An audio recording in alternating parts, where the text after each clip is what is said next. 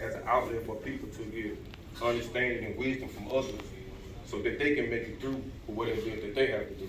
So right now today, all I'm on is energy and helping kids understand who they are as people. Because like I'm telling kinfolk back in the days, I remember we used to swap shoes, put on shoes. Now kids go to school now, they pick on each other for these type of things. And I think a lot of times mental stress put people in different situations where they can't move forward. So I feel like now it's all about spread general love and things like that. So that's basically all I got to say. Yeah. Yes, You have another instance? Clyde. Like you now ready, brother? Yeah. You were nervous at first. I was scared at first. You talk in the hood, but scared to talk on the lake. You got to talk on the lake. Yeah, no. Come on, bro. My name is Clyde Chambers. I've been about for over 14, 15 years now. Chambers trucking over 6 years now. And also we got an upcoming podcast that we've been working on, trying to reach out to the community, the younger generation, man, something positive. And then I met Alonzo maybe about 10 years ago, but it was on a circumstance. You could tell them how you met me? Okay, I met him, I got a phone call, it probably by midnight. Yeah, tell the truth, And son. it was like, hey, you got to collect a call from, he said, Babysavagegodofgrind. Who is that? You know what I'm saying? So I answered the phone and he told me, he was like, man, just come get me. I got the money. I'm like, who your co-signer gonna be? He said, well, I ain't got it now right now. So I said, well, I'm on my way. You know, he told me what to do, so I went and got him. After I went and got him, man, he been nothing but positive to me. You know what I'm saying? I mean, even on the podcast show, we hit him up. Man, he said, say less. He showed up, you know what I'm saying? And we did it, aired it, you know what I'm saying? He showed me how to put it on there to get views up. And I mean, we still talking right now on different things, but growing up in Shreveport, I grew up in the bottom area, you know, Allendale area. My family, they was into drugs and doing all kind of stuff like that. So that's all I seen. Even my father, you know, I mean, he was gone for 18 years. And after that, man, I just decided that I wanted to be something positive, you know what I'm saying? I've been married now for 21 years now. How? You know, the thing that got me pretty much was that whenever I found a woman who loved me the way my mother did, she was gonna be the one. So that what took me in. Have 3 kids. So right now we just focus on now, man, trying to make Shreveport a better place. I'm easy to reach. You got billboards around Shreveport, but I mean, if anything anybody want to know, man, just call me. Clyde, how the hell you didn't want to talk? I'm impressed, for real. And because, let me tell you something, because people don't see and hear from individuals like you, they don't really believe people in the hood want to inspire to do anything. They don't believe you got wives. They don't believe you care about some damn children. I think really that's why the story of Dads on Duty has captivated the world's attention. So, man, to hear from you, man, that's profound. Yeah, for the Dads on Duty, man, a couple of them, man, my classmates, man, shout out to Jake Johnson, Michael LaFitte. Yes, sir. Man, we proud of y'all, man. Keep going and wherever our social media say. Yeah. And also, we have our Risk Taker brand, too. It's been out for about a year now. So. Man, that's powerful, man. Let's give him a... I was a product of my environment. I saw my homeboys doing it. I saw my friends doing it. So we all did it together as we grew up. And it started to get really real when one of my homies left. I didn't know where he was. We were really close. And about a year later, I was like, has anybody seen him? Is he dead? And they was like, no, he was in jail. And I was like, okay, for what? So he went to jail for about 10 years for a little bit of cocaine. And I was very afraid. I didn't have much education. I didn't know what to do, but I knew that the street was not for me because I'm not going to jail.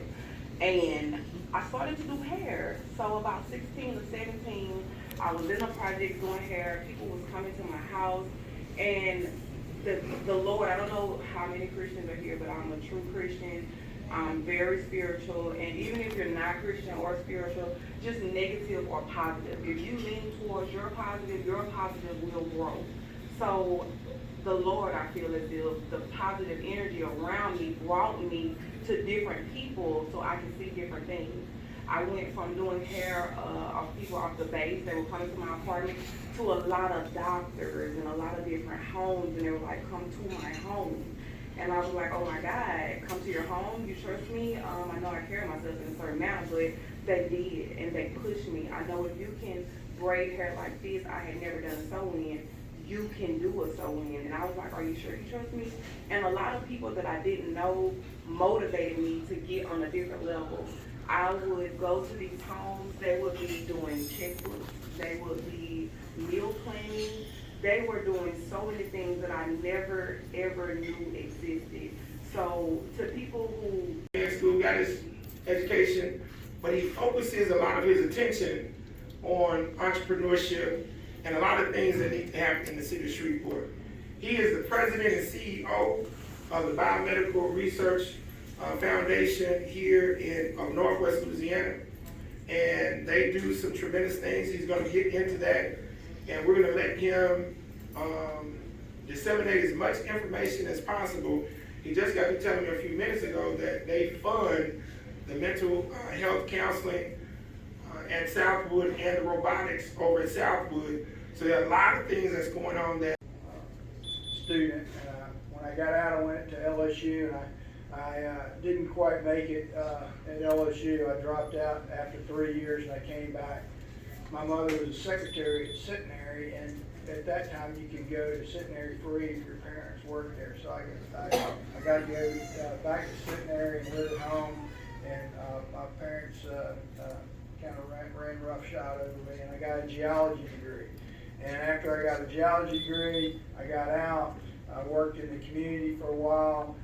If y'all remember the late 80s, early 90s, it was really bad. I mean, that's when the oil business tanked. Everybody left and went to Houston.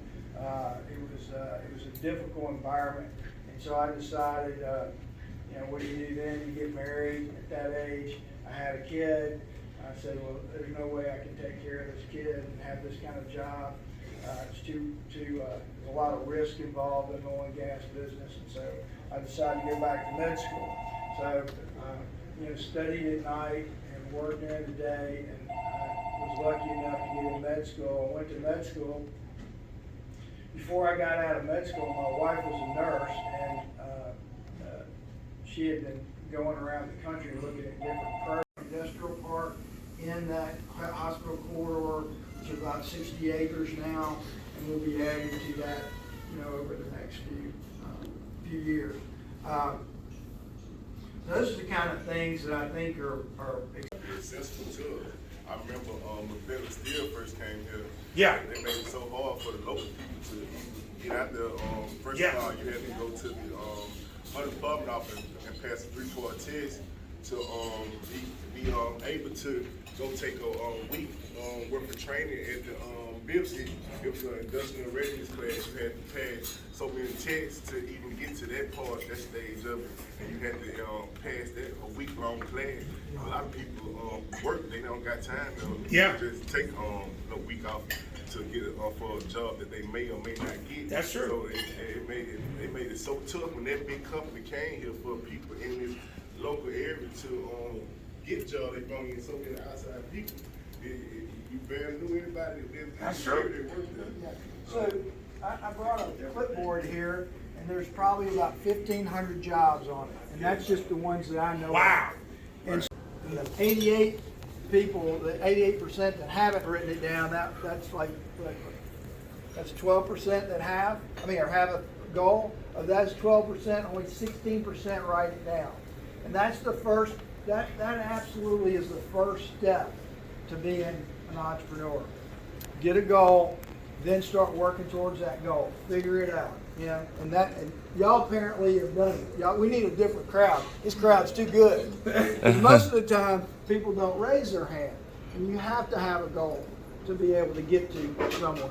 This particular group, I think, probably more access to information and capital versus those few things. All right, Irma, and then we'll come into the back. First, I'd like to say kudos to both of you because, number one, Alonzo, none of my children are here because they didn't see a future. Right. All of them in Dallas. One of them back to Washington. Same here. And then to use George, I visited 2 other states when Cedric Lowe was our mayor. One of them was Birmingham, UAB. The medical took up much of downtown only. And a lot of what they did is what you're doing now. Right. Which is, they had entrepreneurship, they had incubators, they had all of the advanced technology and the education behind it. Where I come in my community in MLK, we're trying to lay